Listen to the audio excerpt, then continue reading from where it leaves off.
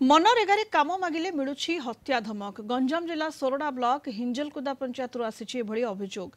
हिंजलकुदा पंचायत रे मनरेगारे पोखरी केनाल और रास्ता काम करा जाउछि। मात्र श्रमिकों बदल में मेसीन करुछि काम। श्रमिक माने काम मागिले हत्या धमक मिलुथिबा अभियोग हेउछि। ए संपर्क में वीडियो कैमेरा सामने मुह खोलु नाहंती।